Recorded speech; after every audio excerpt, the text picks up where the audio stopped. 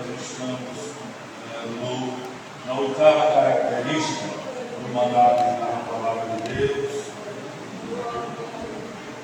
baseando-se em Êxodo 16, versículo 21, quando diz a expressão que colhiam o maná cada dia. E aí nós aplicamos para a expressão a Bíblia para ser lida todo dia. Vimos algumas pontuações, como razões para ler a Bíblia todo dia.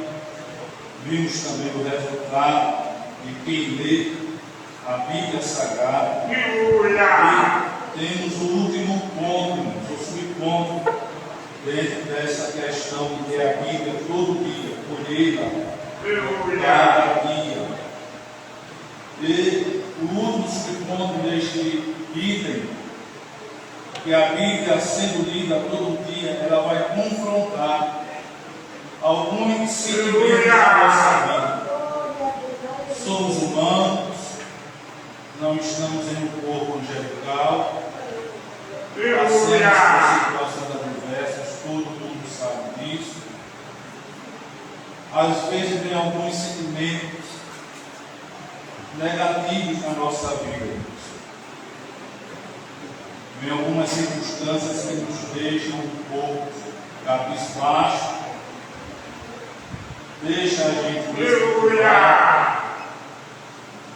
Vem outras situações na nossa vida, as quais eu quero aqui refletir com os irmãos, de sentimentos negativos que vêm na nossa vida, e diante disso a gente vê a necessidade, a importância de se ler a palavra do Senhor todos os dias. E um dos sentimentos, irmãos, que aparece na nossa vida chama-se medo. Quem não tem medo? Todos nós temos medo de uma coisa ou de outra. Não estou falando medo de bicho-papão, de porco e vento, de papa-figo. Um dia eu vi um videozinho na internet de um cara no carro, uma criança vindo da escola, perdeu um pacotinho, já tinha largado, ele estava no carro, ligaram a criança porque estava andando ali. Ele disse: não, eu vim da escola, larguei da escola. Mas você está sabendo que tem o Papa Filho, né? Eu vim da história, estava rolando aí do Papa Filho. Aí o menino já pegou a maletinha aqui na bolsa, já começou a acelerar os carros. E o cara disse: vem aqui, chega, entra aqui no carro. O Papa Filho vai pegar o boneco aqui. Eu vou mais ninguém. O Papa Filho é uma historinha velha, que até hoje ainda conta-se para criar medo em alguém. Então não são desses temores que eu estou falando, de fantasmas, esse negócio que não existe. Não estou falando disso aí. Eu estou falando de temores que sobrevêm na nossa vida, que nos deixam realmente abalados, arrasados, como medo de perder alguém, medo de perder o trabalho, o emprego. No tempo da pandemia, todo mundo aqui se lembra que foi um período crítico, teve pessoas que perderam o emprego. Não podia estar vamos supor, o restaurante aberto, não podia estar com o restaurante aberto, porque era determinação de fechar e tal. E quantas pessoas não perderam o seu emprego por causa dessas determinações? Então muitos ficaram com medo de perder emprego. Teve gente que tomou a vacina com medo de perder o emprego. Tome e você tem que tomar. Se não tomar, já sabe o que pode acontecer. O que é o olho da rua. E teve pessoas que tomaram a vacina e não estavam ouvindo porque perderam o emprego. Não foi com convicção de que a vacina era boa, não. Ninguém diga que a vacina tem efeito positivo, não. Tem efeito negativo. Isso é comprovado cientificamente. Está comprovado cientificamente que a vacina ela não trouxe benefícios para seu ninguém. E tinha gente que estava com uma saúde ou boa, ou razoável, e depois que pulou essa terrível, ficou com uma saúde complicada. Eu não sou negacionista, eu sou vacinado. Desde quando eu nasci, sem eu querer, já começaram a aplicar vacina em mim. Mas as vacinas que aplicaram tiveram efeito, né? Me protegeram para não pegar nenhum mal. Mas teve gente que se vacinou com medo de perder o emprego na medida da pandemia. Então o medo, irmãos, ele é natural na nossa vida. O medo é natural. Mas a gente lendo a palavra do Senhor, o medo ele será confrontado. Se a gente ler a Bíblia Sagrada todo santo dia, assim como a gente se alimenta.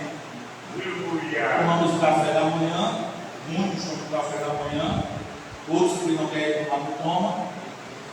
Mas se toma o café da manhã, dia de regra, tem o almoço, tem a janta, 3 refeições básicas para o seu organismo ficar correto.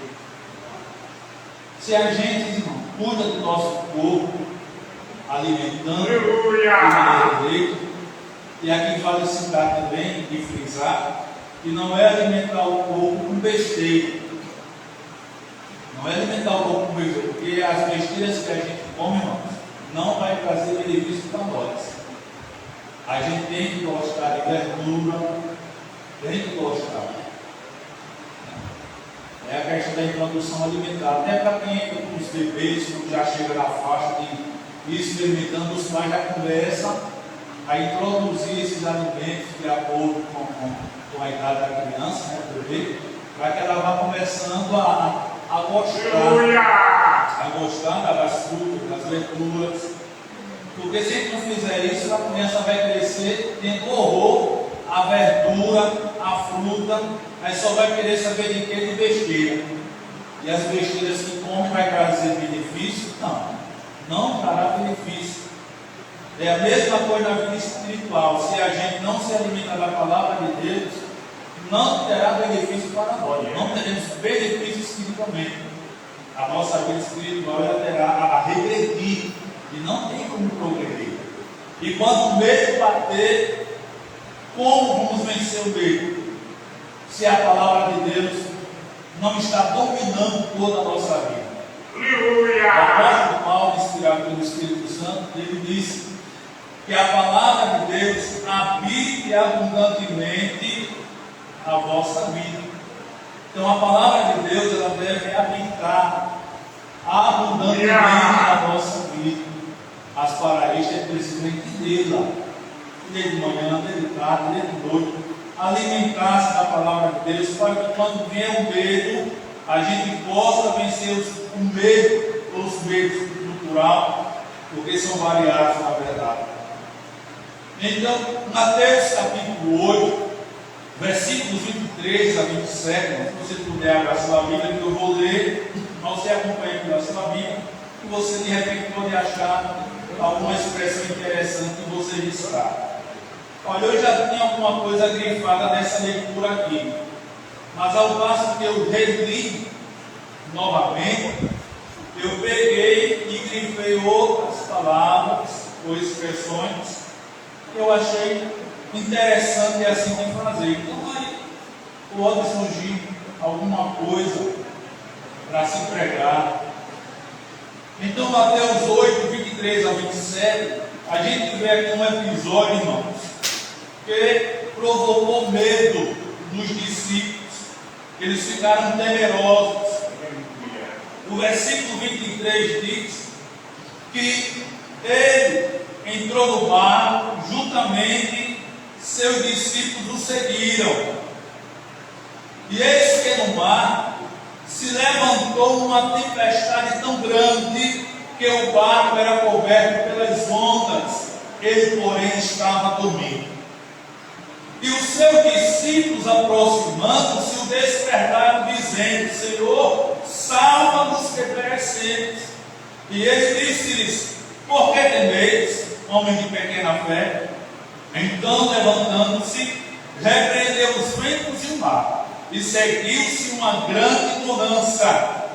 E aqueles homens se maravilharam, dizendo: que homem é este, que até os ventos e o mar lhe obedecem? Está aqui a leitura feita. Com essa leitura feita, irmãos, a gente aplica para a nossa vida. Estava tudo bem na vida dos discípulos com Jesus, tudo ok, uma maravilha, tranquilidade.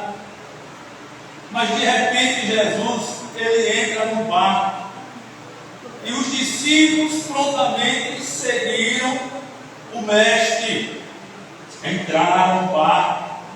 Certamente o dia estava límpido, certamente o sol no seu fulgor, mostrando a sua força para a humanidade.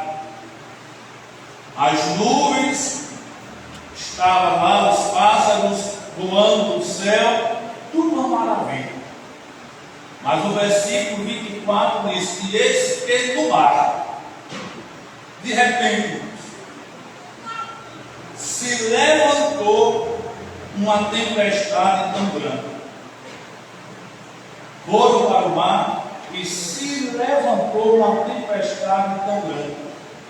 Eu grifei aqui, a expressão: se levantou uma tempestade tão grande. Às vezes a gente amanhece o dia, está tudo beleza. A expressão que o povo se usa, beleza, está tudo ok, uma maravilha. Mas quando menos espera, a nitidez do dia começa a escurecer. E quando começa a escurecer por causa de uma situação ocorrida, como foi o caso aqui, se levantou uma situação, uma circunstância aconteceu. Quando eles estavam no mar, dentro do barco, uma tempestade tão grande se levantou. Veja aqui, irmãos, está mostrando aqui que pode existir outras tempestades ocorrentes. Veja aqui a expressão tão grande, referindo-se à tempestade, o que quer dizer que nem toda tempestade é grande. Nem toda tempestade é grande. Tem tempestade pequena, média, e como o texto aqui diz, esse caso, grande. E será que isso não acontece na nossa vida, não? E às vezes aconteceu uma circunstância inesperada na nossa vida. E essa circunstância denominada aqui tempestade, talvez é de nível pequeno, quem sabe de nível médio, e quem sabe de nível grande. E se a gente não ler a Bíblia, como ficará a nossa vida? Mas quando a gente lê a Bíblia, a gente se defronta com essa situação aqui e olha para dentro de nós, olha para a nossa vida, o que está ocorrendo. A tempestade que de repente surgiu na nossa vida. E o texto continua dizendo que o barco foi coberto, era coberto pelas ondas. Mas Jesus estava como? Dormindo. Jesus não estava acordado, os discípulos estavam acordados, mas Jesus estava dormindo humanamente. Ele estava como um homem aqui na terra, e agora ele estava cansado e foi dormir. Mas enquanto ele foi dormir, a circunstância desagradável aconteceu.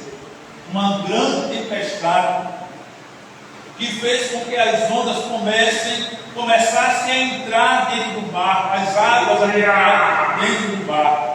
Mas Jesus dormiu. Jesus dormiu, não era cochilando, não. Cochilozinho a gente fala, mas dormindo, ele estava dormindo. E quando os discípulos, versículo 25, quando os discípulos viram o ocorrido, a tempestade grandíssima, a água entrando dentro do barco, provocado pelas ondas, diz que se aproximaram de Jesus e despertaram, dizendo: Senhor, salva-nos que perecemos. Nas circunstâncias adversas da vida, irmãos, todos nós devemos se aproximar de Jesus. Se aproximar como discípulos se aproximaram. Seguiram a Jesus entrando no barco. Tudo bem. Na boa, na bonança, no momento feliz, vamos com Jesus aqui, vamos seguir Jesus. Mas quando veio a tempestade, que deixaram eles temerosos, como Jesus falou no versículo 26, por que temeis, homem de pequena fé? Eles ficaram com medo. Quem não ficaria, irmãos? Aí eu andei de avião já. E eu andei de avião, e quando eu estava voltando para casa, eu estava em Belém, fui a São Paulo, passei, acho que foi uns 15 ou 20 dias por lá, frente a uma situação lá, de obra de Deus. E quando eu retornei, de repente começou a dar uma turbulência. Eu disse, Jesus, isso mesmo. Jesus, primeiro, é a primeira vez que eu estou voltando, estou andando de avião, voltando para casa, e vem uma terrível dessa turbulência de avião. E eu comecei a sentir o avião trepidando, Jesus, tem misericórdia. Faz essa turbulência sair, desaparecer, tem misericórdia. É a primeira vez que eu estou andando. E eu não estou acostumado. Faz essa terrível atrapalha, Deus. Porque se a turbulência for muito forte, pode causar danos. Todos nós sabemos disso. E lá de cima não tinha como. E lá de cima era só descer. Já era. Não tinha onde parar. Pastor Neto dizia que o meio mais seguro de transporte chama-se avião. Dificilmente a gente vê uma queda de avião. Dificilmente. Mas acidente de carro, de moto, é constante que a gente vê. E não é somente um avião que está andando, voando no céu. Quando se pega um mapa e pesquisa na internet a questão de aviões, meus irmãos, parece mais um formigueiro. É avião em cima de avião. Mas está lá. Tem uma base que orienta eles como para que um não colida com o outro. E já houve casos de aviões, um passar por cima do outro, uma distância curta, por uma situação desagradável que aconteceu. Mas graças a Deus, tudo ok. Mas olha, em avião, em sentir uma turbulência, já causa medo. Se turbulência, quando eu olhei para baixo, eu só vi terra. Depois eu só vi água. Eu disse, Jesus, vai chegar logo em terra, vive. Mas é bom dar de avião, eu gostei, mas nunca mais andei. Mas é bom. Eu gostei, mas nunca mais andei. Também não faço questão. Mas a gente fica com medo, irmão. Com medo de Deus. Se cair, se der para lá, se não tiver, aí pronto, já era. A gente fica com medo. Agora imagine o mar. Aqui é um lugar denominado de mar, pela extensão dele, a profundidade. Agora imagine as ondas adentrando no mar, ou no mar, onde estavam os discípulos com Jesus dormindo, os discípulos todos eles apavorados, vamos morrer, naufragar. Vamos morrer, não tem como a gente viver. Mas eles dizem, está lá Jesus, dormindo, vamos se aproximar dele. O salmista disse, uma certa feita, escrevendo no salmo, dizendo, a minha alma te segue de pé, chegai a Deus, dos outros textos sagrados. Então, irmãos, nas tempestades da vida, não importa o nível, se baixo, se médio, se grande, nas tempestades da vida, a gente precisa se aproximar de Jesus, chegar-se a Ele, porque Ele é o único que pode nos socorrer, é o único que pode nos ajudar. É o único que pode estender as mãos para dar aquilo que a gente precisa, o socorro imediato. O salmista disse, eleva os meus olhos para os montes. De onde virá o socorro? O meu socorro vem do Senhor que fez o céu e a terra.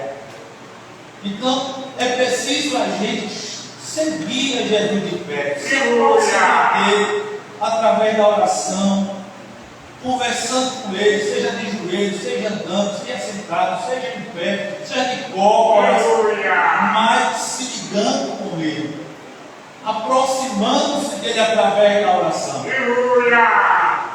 Eu já passei tempestades na vida, você também já passou. Pensar que tem gente passando tempestades neste momento. Mas as tempestades serão vencidas se a gente estiver se aproximando de Jesus. Eu já contei para vocês aqui de um caso ocorrente com essa família. O Seniel, novinho, pegou uma bactéria, parecia um bola sério, gordo, que era. Acho que ele tinha uns 7 meses, Seniel. 4 meses, irmãos. 4 meses. Um bola sério. Se olhar para a negativa, mais para a parte física, parecia um budinha, um Buda, bicudo, pronto. E uma bactéria chegou dele. Bactéria provavelmente transmitida pelas mãos, porque eu pesquisei na internet que essa bactéria, esqueci o nome dela, ela pode ser transmitida pelas mãos. Infelizmente essa terra pegou dele. E eu lembrei de que um irmão, uma vez pregou lá foi em Piranhas, um irmão pregou lá em Piranhas, e após o culto, ele deu uma palavra a mim. Acabou o culto, ele chegou perto de mim e disse algo desse tom, né, que viria uma tempestade, mas que não temesse, porque tudo daria certo, não teria prejuízo. Mas irmão, eu disse amém. Na verdade, não dei muita crença, eu tenho que ser sincero, Deus sabe disso, eu vou falar com ele. Não vou dizer, não, mas eu não tenho muita fé, não. Eu abri, saí, eu fiquei. E de repente o menino começou a ficar vermelho, que nem queimado pelo sol. E a gente pegava, quando pegava nele, era gritando, chorando. Tinha um local de colocar uma rede lá no corredor de Piranhas. Eu coloquei, fiquei com ele lá, ele chorando, desesperado. Tinha uma irmã minha lá com o meu cunhado. E não tinha jeito para ele. Chorava de um jeito ou de outro. Fomos para Santana do Ipanema. Chegou em Santana do Ipanema, teve que ficar lá cheio para fazer exames e mais exames, e nada de descobrir qual era o problema dele. Resultado, envia para Maceió, HDD, Hospital de Doenças Tropicais. E quando chega disse, pronto. Aí eu já fiquei arrasado, já fiquei abalado, e comecei a ligar para a minha família. Comecei a ligar para a minha família, eu tenho uma irmã que é enfermeira, está aposentada, mas é enfermeira, e disse para ela, o direito é assim, e ela percebeu que eu estava em pânico, um medo se apoderou de mim, cheia também estava temerosa, porque não sabia a situação do Seniel, que era, ninguém descobriu.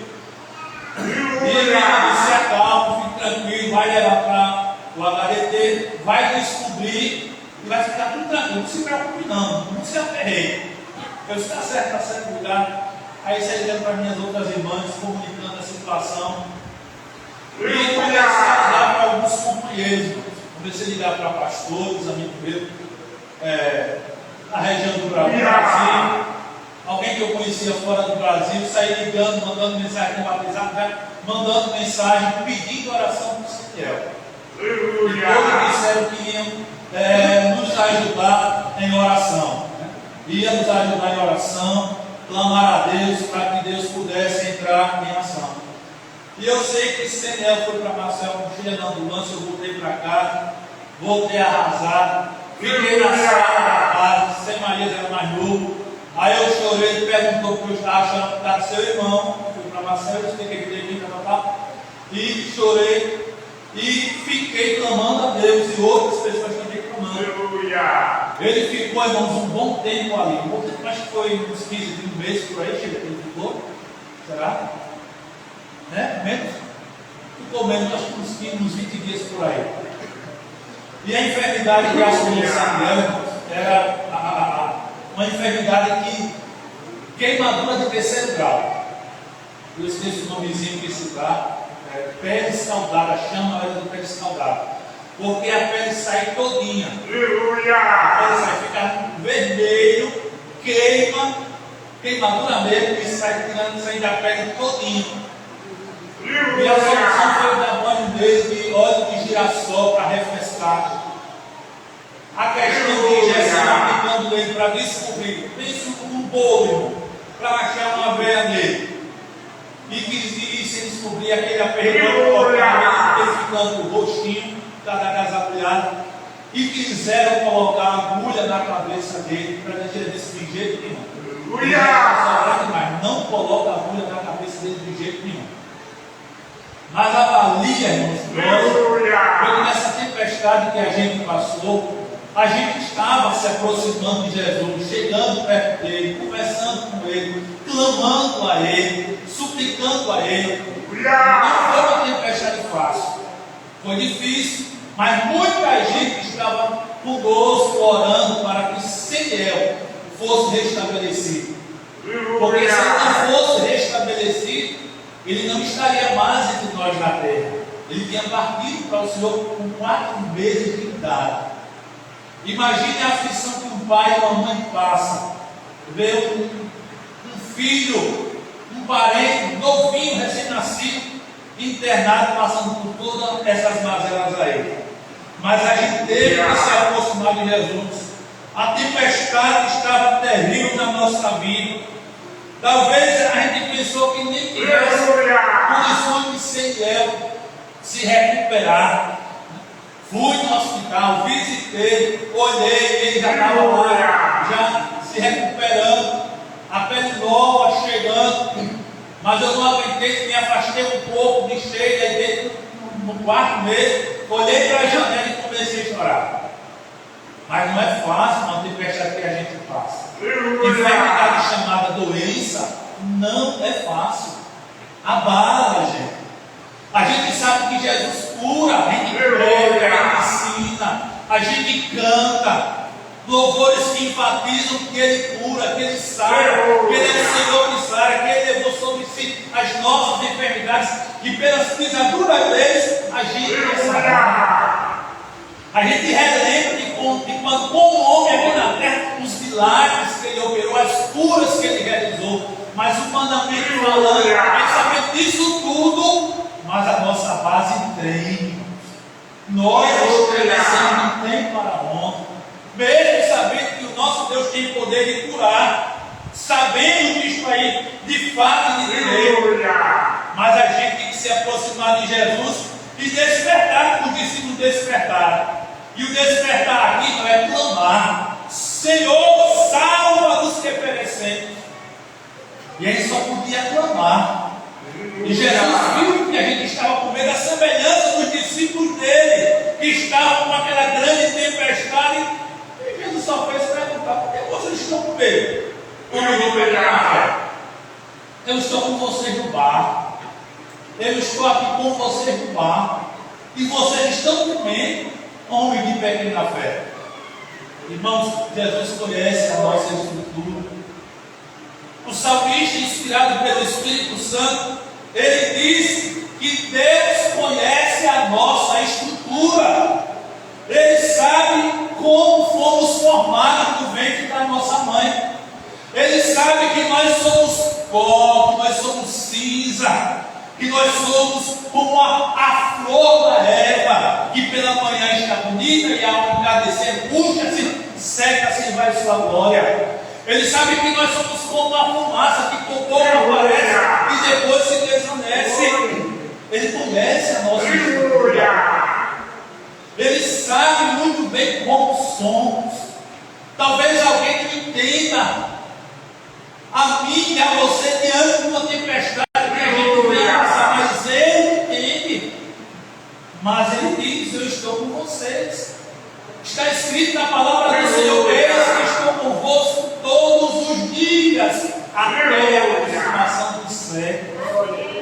Ele está conosco. Não importa qual seja a tempestade que a gente passa, o que a gente passou, a que a gente passou, ou as que a gente já passou, Ele estava conosco, mas outras que vierem, Ele continuará conosco.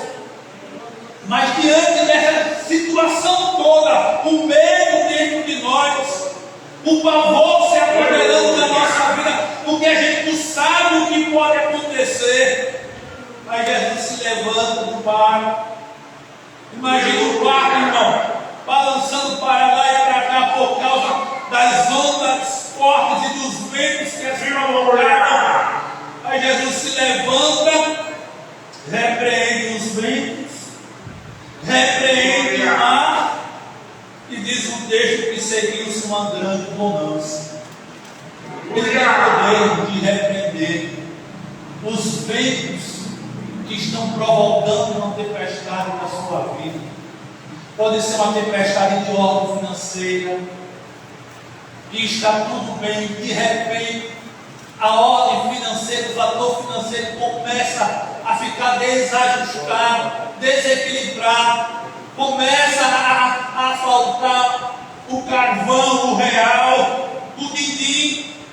Mas ele tem o poder de repreender os ventos que provocam a tempestade de ordem financeira da sua vida. Ele tem poder, irmão, de repreender os ventos que faz com que outras coisas intercorram na sua vida. Como está a sua vida? Ninguém me responda. Mas como está a sua vida? O que está acontecendo com você? Será que há uma tempestade interior dentro de você? Será que uma tempestade interior que está assolando a sua vida? Mas se aproxime de Jesus. Preste atenção. Se aproxime de Jesus. Chegue perto de Jesus. Converse com Jesus. Derrame a sua alma na presença de Jesus. Mas tem um detalhe a mais. Descubra pessoas na igreja que são pessoas que possam lhe auxiliar na oração. A semelhança de Esther, que tinha pessoas que ficou com ela para orar, para que quando ela chegasse na presença do rei, ela não tivesse uma condenação de morte, mas que ela fosse aceita pelo rei que era esposo dela. Mas a Bíblia diz que as moças se uniram a ela, as servas se uniram a ela. Irmãos, a gente precisa buscar pessoas que nos ajudem em oração. Eu tenho pessoas com quem eu posso contar. Tem pessoas que eu posso ligar e dizer: olha, me ajude em oração. A situação é assim, assado e tal. Então, me ajude em oração. Se una a mim. Descanse, meu irmão. Descanse, pastor. Estamos com vocês. Vamos colocar isto no joelho. Estamos com o Senhor. Um dia faz muito tempo, lógico. Eu já estava no campo com a minha família. E a gente estava em Maceió para a reunião. E uma irmã se encontrou comigo cheio. Assim, tudo de repente, inesperado. Nos encontramos ali na feirinha do Jacintinho. E a irmã chegou e disse: olha, eu estou orando por vocês. Vocês estão debaixo dos meus joelhos. Eu não esqueço de orar por vocês. E eu disse: obrigado, irmão. Somos necessitados. Precisamos realmente. Um dia desse, já aqui em Campos Rio Verde, teve uma irmã pelo WhatsApp que conversou comigo, que eu não tinha mais visto essa irmã de jeito nenhum. E essa irmã disse: olha, eu não esqueço de orar por vocês. Estou orando por vocês, para Deus guardar, abençoar vocês, o ministério do Senhor e tal.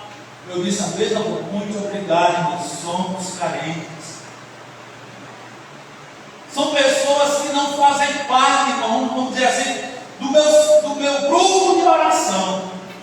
São pessoas que não fazem parte do meu grupo de oração. Mas que essas pessoas, mesmo que não fazem parte do meu grupo de oração, pessoas que eu tenho para me ajudar quando vem tempestades, mas são pessoas anônimas que estão orando por mim, me ajudando em oração, ajudando a minha família em oração. E são pessoas deste naipe que a gente tem que se aproximar. E temos que ter pessoas do grupo de oração. Olha, o problema é este. se una à minha oração. Aleluia. Clame a Deus também em meu favor para que essa tempestade vá embora. São pessoas deste naipe que a gente tem que buscar para nos auxiliar, se unir a nós, para despertar a Jesus, para clamar a Jesus, para que Ele venha se interver e fazer com que algo aconteça de bom na nossa vida. Ou seja, que Ele repreenda os ventos, que Ele repreenda o mar, para que a abundância venha na nossa vida. Só quem passou por tempestade não sabe o que é isso. E quem passou por tempestade ora. Eu fui na minha igreja lá em Viçosa, acho que foi ano passado. Acho que eu não sei quem foi comigo, foi o Diácono Juscelino. O Diácono Juscelino foi comigo. E à noite eu acabei dando uma palavra lá no culto de doutrina. Mas eu contei um testemunho de uma irmã, eu acho, não tenho certeza, mas eu acho que eu já contei aqui. De uma irmã que na minha juventude lá em Viçosa, esqueci agora o nome dela, está aqui, mas não quer sair. E essa irmã chegava cedo na oração. Eu lembro agora do pastor que disse que aqui, o povo chegava de 6h40 para orar. Quando ele disse, eu disse, olha que maravilha, chegava de 6h40 para orar o povo aqui em Campos Frios.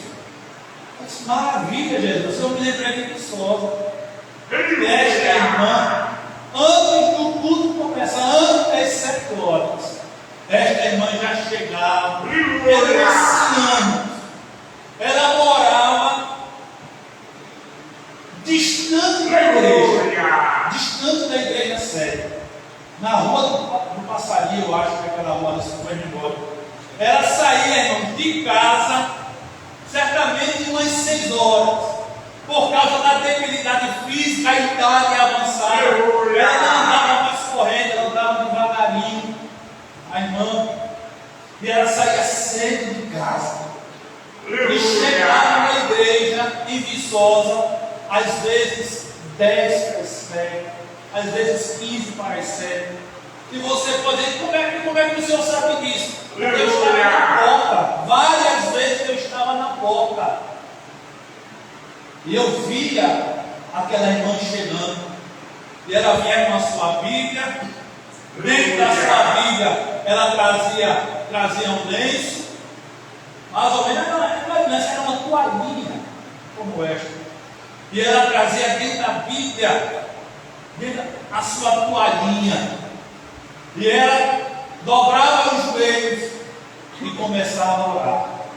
Orava. Não orava. Ela orava de maneira audível. Orava pelo pastor. Orava pela família do pastor. Orava pela família dela, orava por irmãos da igreja, citando o nome dos irmãos, orava por outras pessoas, citando o nome. E isto não ficou marcado na igreja de Viçosa, esta irmã. A forma como ela estava intercedendo por outros, quando outros nem talvez pediam uma oração a ela, mas ela estava orando, porque de repente alguém estava passando por uma tempestade. E era uma mulher de oração. Não era mulher de ficar com conversas fiadas. Não era mulher de ficar de casa em casa, orando, conversando, falando da vida alheia. Era uma mulher verdadeiramente de oração. Uma mulher de oração que não olhava para a vida dos outros, ela olhava para a vida dela. E a vida dela era intercessora. Ela intercedia. Ela intercedia pelos irmãos da igreja e pessoas que não eram crentes. E aquela irmã ajudou muitas pessoas em oração. Pessoas que passaram por tempestades, ela estava orando, intercedendo ao Senhor pela vida deles. Mas hoje ela está com o Senhor. Já faz tempo, já tem anos que ela partiu para o Senhor. Eu não pude ir para a cerimônia fúnebre dela. Não pude ir, queria muito ir. Porque foi uma mulher que marcou a história da igreja ali em Viçosa, minha igreja mãe. Mas são pessoas assim, irmãos, a quem eu devo procurar, a quem você deve procurar, pessoas que se aproximem de Jesus. Não adianta você dizer, dizer: eu tenho uma vida de oração, mas você é fofocando da vida dos outros. Eu tenho uma vida de oração, mas é metendo a língua na vida dos outros. Eu tenho uma vida de oração e é criticando os outros. Que vida de oração é essa? Vida de oração nos quebranta diante de Deus. Vida de oração faz a gente fechar a boca. Vida de oração não faz a gente fofocar na vida de ninguém. Vida de oração não faz a gente olhar a vida de ninguém e querer a imagem de ninguém. E ora, irmão, é diferente. Olha, eu oro demais. Mas se a vida de oração não for condizente com seus atos, nada disso está valendo a pena. Porque as suas obras negam que você é uma pessoa de oração. Negam. Porque quem tem vida de oração é diferente, irmãos. Sabe apaziguar problemas internos. Quem tem vida de oração não fica jogando querosene para ver o fogo aumentar e a desgraça acontecer. Não. Quem tem vida de oração joga a terra para apagar o fogo. Joga a terra para apagar o fogo. Não pega o barro molhado e joga na parede para cair, mas deixar mancha na vida de alguém. Não, quem tem vida de oração é diferente, irmão. Quem tem vida de oração é diferente. E são essas pessoas que você são essas pessoas que você deve procurar. São essas pessoas que você deve procurar. São essas pessoas que eu e você devemos procurar. Porque quando vier uma tempestade, fulano, Beltrano, se una a mim, eu vou me unir a você. Se une, clamam, rogam, suplica, intercede, aperreia Jesus na minha linguagem. Senhor, salva-nos, Senhor, socorre-nos, Senhor, vem nos ajudar. Porque vocês estão tremendo, eu juro com vocês, mas vou fazer um negócio com vocês, ó. Repreende. Está repreendido os ventos, está repreendido o mar, e a abundância vem na sua vida. Aí a gente vai e talvez de forma diferenciada, mas a gente fica maravilhada, como aqueles discípulos ficaram, como diz o versículo 27, e aqueles homens se maravilharam. Voltando a Seniel, irmão, Seniel, para sair de lá, só a mão de Deus. Isso deixou a gente maravilhado. Deixou a gente maravilhado. Passou-se o tempo, fomos transferidos para Belém. Agora ele já não de repente, outra enfermidade ataca ele. Outra enfermidade. Uma enfermidade que, se não cuidasse, não poderia provocar leucemia. Imunidade lá embaixo. Plaqueta lá embaixo. Enfermidade que deixa mancha. Por que está surgindo essas manchas? Teve que ir para Arapiraca, levar para uma consulta, fez exame, foi diagnosticado mal. E agora tem que ficar indo para Arapiraca.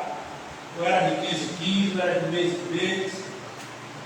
E aí foi indo para Arapiraca, levando o Seniel. E quando ele via a agulha, ele já ficava temeroso. Ficou traumado, novinho, com 4 meses de idade, mas ficou no subconsciente terrível. E ele ficou traumatizado com injeção. Mas tinha que tirar sangue para ver como estavam as plaquetas, se estava subindo, se estava do mesmo jeito, se estava baixando. E a orientação de couve, arrocha couve no menino. E tome arrochar outros negócios para subir as plaquetas. E além disso, tome oração. Aí lá vai eu buscar os amigos, as amigas, mas estritamente os irmãos e as irmãs de oração para seguir a minha família, para orar para Deus sarar Seniel, fazer com que as plaquetas subissem e ele ficasse curado. Aleluia! Uma oração de novo. Era a alimentação adequada e tome oração. Jesus é de novo nos socorrer. Jesus veio nos socorrer de novo.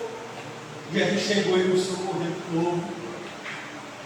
Meus amados e queridos irmãos, a gente tem que se maravilhar diante das maravilhas que Deus faz na nossa vida, diante das maravilhas que Deus faz para com os nossos.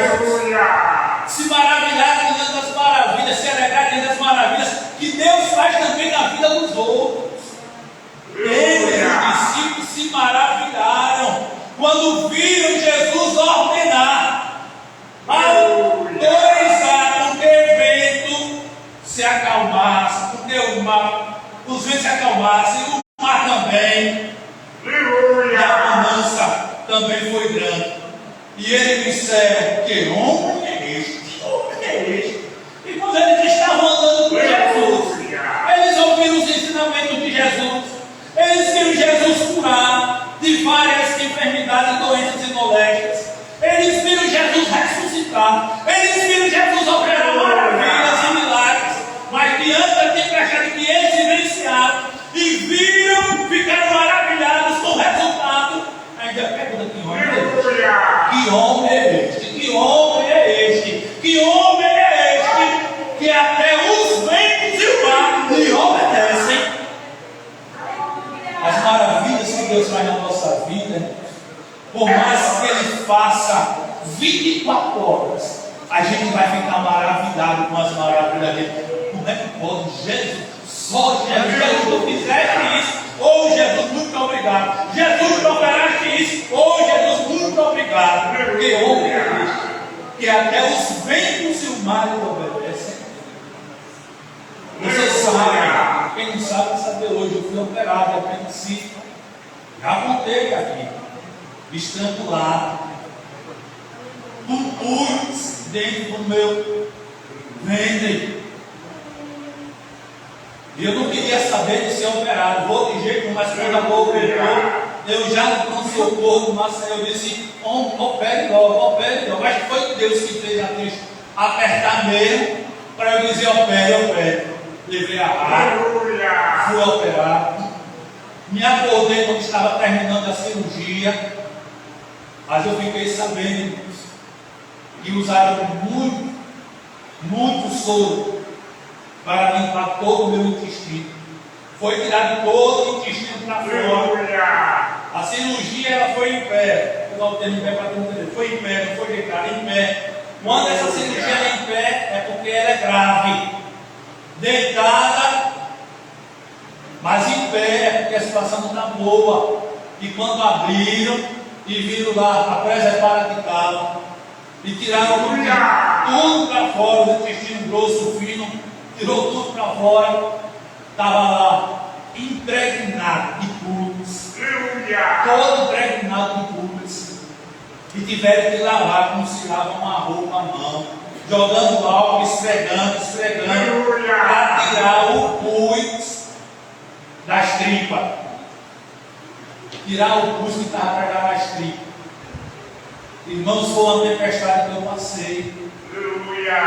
Depois de cirurgiado e tudo, disseram: olhe, teve uma pessoa que foi operada aqui com o mesmo problema que o seu. Só ficou com 1 metro de intestino. Só ficou com 1 metro de intestino. Você, graças a Deus, está com todo o intestino dentro de você. Irmão, o pus não perfurou o intestino de jeito nenhum. Não perfurou. Isso foi quem? Foi a mão de Deus. Foi a mão de Deus que me lavou. Porque se eu não fosse operado, eu não estaria mais na terra dos viventes. Eu já estaria já no paraíso, nas delícias celestiais. Mas Deus me guardou. Deus me ajudou. Deus me socorreu nessa minha tempestade que eu passei quando eu fui operado. Mas antes de ser cirurgiado, eu clamei a Ele, precisei clamar a Ele, para Ele me ajudar. Mas tinha gente de fora orando por mim. E quando eu estava como que morto, que não sentia mais nada, não ouvia mais nada, mas tinha gente que estava fora, orando em meu favor. Minha sobrinha irmã Silvia orando, chorando, clamando a Deus em meu favor, para que Deus faça misericórdia para com a minha vida. Mas eu estou aqui contando a maravilha que Deus fez. Ele preservou a minha vida, Ele me guardou com a tempestade que eu passei também. Mas de repente, pessoalmente, tempestade de doença e enfermidade não. Eu não sei qual a tempestade que você possa estar passando. Eu não sei o grau da tempestade que você possa estar passando. Pequena, média ou grande. Mas se aproxime de Jesus. Desperte a Ele clamando. Não se afaste dele.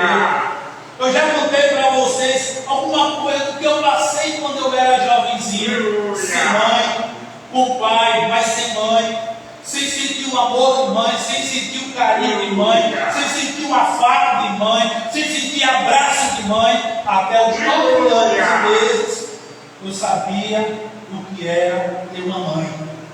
Depois, acho que foi no mês de outubro de 82, agosto de outubro de 82, minha mãe partiu.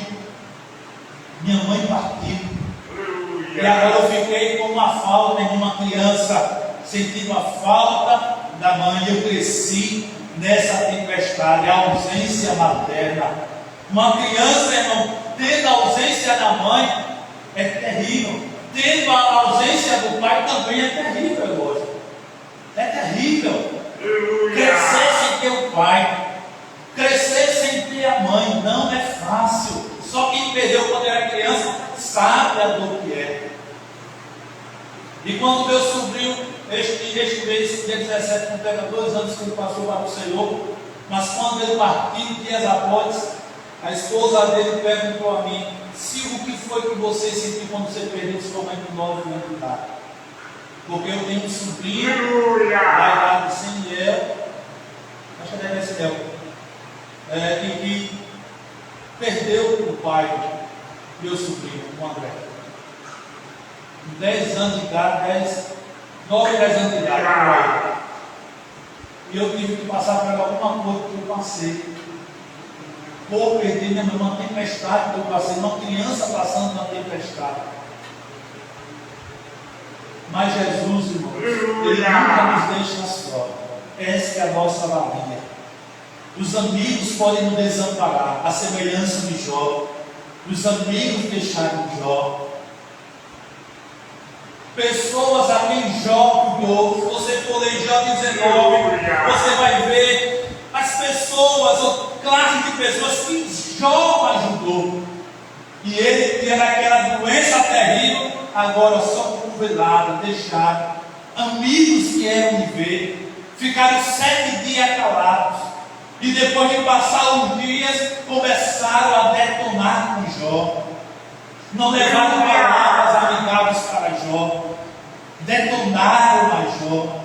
Quem sabe disseram, vamos dizer assim, parafrasear: isso tudo aí é por causa do seu pecado, que você não presta, Jó. Mas Jó foi um homem justo. A Bíblia diz que Deus testemunhou de Jó. Mas agora os amigos deram cotoveladas. Pessoas a quem Jó ajudou deram cotoveladas. Jó passou uma grande tempestade na vida, mas Deus não deixou a Jó. José, filho de Jacó, tempestade terrível ele passou. Quando seus irmãos o venderam aos mercadores, quando seus irmãos, antes que o venderem, jogaram numa cova, com a finalidade de o matar, mas não mataram, porque Deus estava guardando a vida de José, agora vendido. Veja como não ficou José, um jovem, olha, pegou os irmãos, os irmãos o pegaram e o jogaram na cova. Tiram da cova e agora vende novamente. A própria família detonou a José, o jovem José. Que tempestade! Chega do Egito, vendido como um escravo. Um jovem, a minha Bíblia diz que o Senhor era com ele. Um jovem de bom testemunho, mas passou por vendaval, por tempestade na vida. Foi sentenciado à prisão por causa da mulher de Potifar. Ficou na prisão, mas na prisão saiu vitorioso. Ninguém escapa de tempestade. Nenhum de nós escapamos das tempestades da vida. A incompreensão de uma tempestade terrível. A gente precisa tentar compreender o próximo, irmãos. É ouvir. Temos 2 ouvidos para ouvir e uma boca só para falar menos. Vamos ouvir. Imagine o papel de um pastor. O pastor tem que ouvir a pessoa. Situação acontece, aí o pastor tem que ouvir a pessoa, verdade ou não, mas o pastor tem 2 ouvidos para ouvir, para tentar compreender aquela pessoa. Agora, às vezes, a pessoa não quer compreender o próximo. E a dor e a tempestade da incompreensão é terrível, irmão. É preciso que a gente use os 2 ouvidos para ouvir. Vamos ouvir, vamos pesar os fatos, vamos ver se é verdade ou não. Porque senão não se torna incompreensão. E incompreensão não é bom. Quem passou por incompreensão sabe que não é bom. Quem já passou por incompreensão, a tempestade da calúnia, caluniar alguém, isso não é bom, isso é ruim. Não vamos caluniar ninguém, não caluniemos ninguém, porque pela lei dos homens tem sentença, na lei de Deus também tem sentença. Não vamos caluniar ninguém, irmãos. Nós não estamos aqui para caluniar ninguém. Ninguém, repito aqui, está livre das tempestades da vida. Todos nós passamos por tempestades. Agora coloquemos, como eu digo, no nosso quengo. Coloquemos no nosso quengo. O Senhor está conosco no barco. Ele está conosco no barco. A tempestade pode estar rolando por aí fora, mas o Senhor está conosco no barco. Ele não vai nos deixar. Ele quer que a gente se aproxime dele. Irmãos, me permita falar de mim mais uma vez, mas foi coisa que eu passei na minha mente. Quantas situações eu passei na minha jovialidade. Me chamaram de maloqueiro, e eu não creio. Falho como todos nós somos. Mas um jovem crente lutando para servir a Deus, para não dar mau testemunho de cristão, para não deixar o nome de Cristo de passageiro, mesmo eu sendo humano, falho e fraco, mas lutando para ter uma vida digna de conformidade com o Evangelho. E eu lembro na igreja me chamar de maloqueiro. Maloqueiro, eu sei o que é um maloqueiro. Eu sei o que é um maloqueiro. Um baderneiro, eu sei o que é um baderneiro. Eu sei o que é ser um maloqueiro.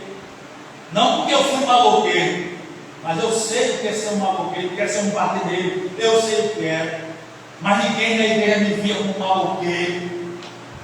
Eu andava decentemente como cristão. Eu andava decentemente como servo de Deus. Jovem, cheio de fraqueza. As tentações vinham, mas Jesus me ajudando a vencê-las. Mas o irmão da igreja me chamou de maloqueiro, porque eu não estava trabalhando. E naquela era de Viçosa, irmãos, como todo interior pequeno, emprego não é fácil. Não é fácil arrumar um lugar para trabalhar. Mas sabe onde é que eu estava? Eu estava orando, eu não ficava orando em casa, porque em casa não dava para orar. Eu saía de casa e eu ia para a igreja. Eu ia para a igreja. Chegava na igreja, entrava na lateral, tinha um corredor, irmã Helma, pastor Jeremias me salvou da memória. Eu dizia, irmã Helma, pastor, eu posso pegar a chave da igreja para orar? Tome-se, vá lá. E eu pegava, abria a porta lateral, como tem uma aqui, abria o corredor da igreja, lá de cá, no pé, dava acesso à casa pastoral. E eu abria a porta, entrava e ficava, às vezes amanhã, às vezes eu saía para perambular, no sentido positivo, porque eu não tinha onde almoçar. Depois voltava, ficava de novo na igreja orando, para vencer as tempestades que eu estava passando, para vencer as tempestades que estavam sobrevindo na minha vida, e acima de tudo, um irmão da igreja chamado maloqueiro. vagabundo. E eu dizia: Jesus, tu sabe que eu não sou um vagabundo. Tu sabes que eu não sou um maloqueiro. Ao que foi que Jesus fez para fechar a boca dos acusadores, ou do acusador? Aí Jesus pegou, abriu uma porta de emprego em Viçosa. Eu fui trabalhar no mercadinho do irmão Baixo, de saudosa memória. Trabalhei no mercadinho do irmão Baixo. Depois de lá, fui trabalhar numa loja de móveis do Kleber. Kleber já partiu, já eternidade. Trabalhei na loja de móveis do Kleber. Fiquei lá trabalhando. Depois que ele pegou confiança em mim, ele só vinha para abrir a loja e ia embora. Eu fui trabalhar lá. Eu era tudo, era o gerente, era o que armava o sofá, o móvel, tudo. Eu era o que faz, cobrava o povo, era tudo lá. E eu comecei a dizer: Deus fez isso lá em Viçosa. Porque alguém me acusou de maluqueiro, de vagabundo, que não queria saber de trabalhar. Mas quando meu pai tinha uma loja de sapatos, eu estava lá na loja de sapatos do papai. Dava feira em cajueiro do papai. Isso não é uma tempestade na vida do moço? É uma tempestade na vida do moço crente, sendo acusado por alguém na igreja de maluqueiro, quando não era, de vagabundo, quando não era de vagabundo. E o que foi que aconteceu? Deus fez isso. E eu disse: muito obrigado, Jesus. Abriu. Foi maravilhoso para mim conseguir trabalhar um bom tempo ali.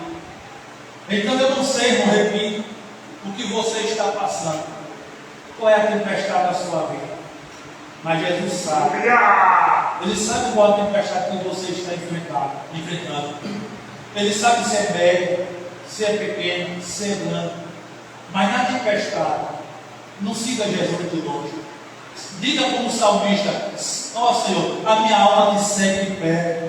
Tem crente quando vem tempestade, irmão, deixa de andar na casa de Deus, dizendo que está orando em casa. Orar em casa é uma coisa, mas não é como orar na igreja.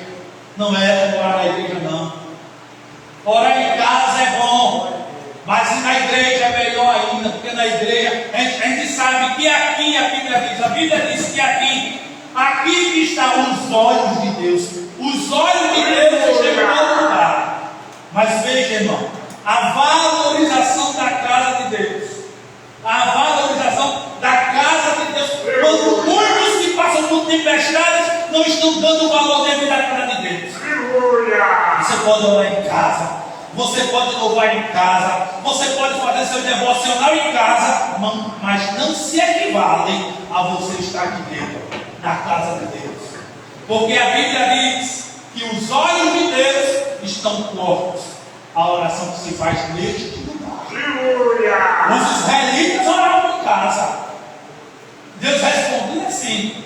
Mas a valorização do tempo, os meus olhos estão postos. A oração que se faz neste lugar. Os meus ouvidos atentos à oração que se faz neste lugar. O meu coração também está neste lugar. As tempestades da vida vêm para seguirmos a Jesus de perto. Seguindo de perto. Orando, clamando.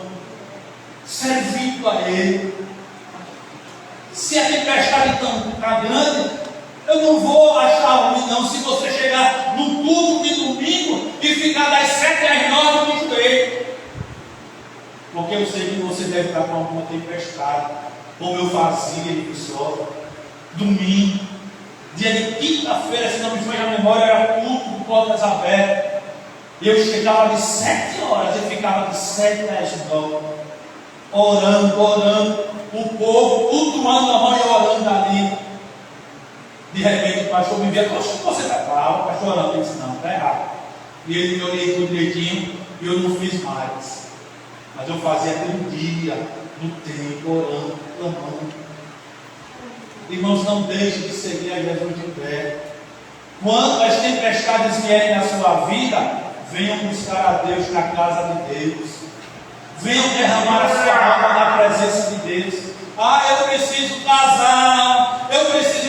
Quer casar? Venha buscar a Deus em oração, como eu fazia. Jesus, eu quero casar, quero constituir uma família. Eu preciso de uma família, Senhor. E Jesus usou de misericórdia e fez com que eu casasse. Ah, Jesus, eu preciso de um emprego. Jesus abriu uma porta de emprego quando nem eu cria que ele podia abrir em Maceió, na capital. Mas ele abriu uma porta de emprego para mim. E eu fiquei maravilhado com isso aí. Vamos seguir a gente.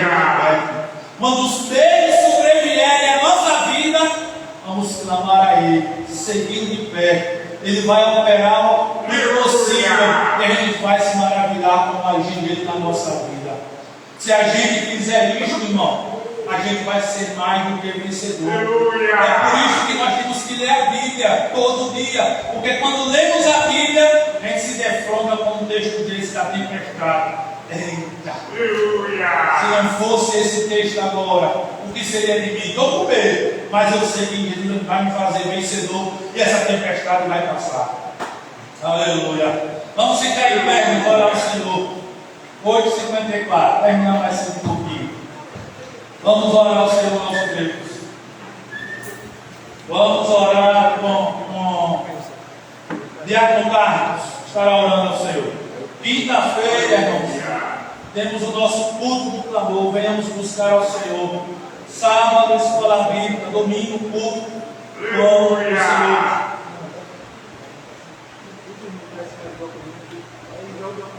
Olha, os irmãos que já assinaram o documento para a gente ficar direitinho, identidade, CPF, certificado de casamento, os que estão faltando isso aí, e os outros, irmãos, procurem, viu?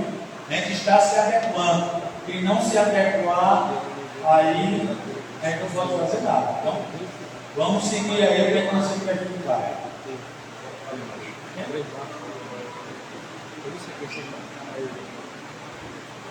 Começando a todos com a paz do Senhor. Eu necessito de oração. Grandioso Deus e eterno Pai, graças te damos, Senhor, por mais um momento na tua presença. Senhor, pelo dia que passamos, já que chegamos nesta noite, Senhor, é um grande privilégio para cada um que aqui está, Senhor. Deus eterno e poderoso, tu és grande, tu és fiel. Tu és misericordioso, Jesus, para o teu povo. Só o Senhor pode fazer, segundo, Pai, o milagre na vida de cada um. Deus, é a tua graça que nos ajuda a prosseguir. É o teu amor e a tua misericórdia, Senhor. Continua abençoando o teu povo, continua derramando da tua graça, Pai. Abençoando, curando, restaurando vida, visitando os hospitais. E, Senhor, que o Senhor possa, Senhor, tomar a frente, Pai. E Valentina, que está ali, tu sabe todas as coisas no momento certo. Eu creio que tu vai fazer um milagre como já está fazendo, e ela vai voltar feliz, com saúde, Senhor, para caminhar na tua presença. Fica conosco, Pai, nos ajuda nessa noite, nos dá um sono restaurador, cheio da tua presença, uma frente, em nome de Jesus Cristo, teu Filho amado, que nós te pedimos e te agradecemos para todo sempre. Amém. Que o amor de Deus, a graça do Senhor Jesus Cristo, a comunhão e a consolação do Santo Espírito de Deus seja com todos e todos dizem. Amém. Vamos em paz. Fala com o seu irmão.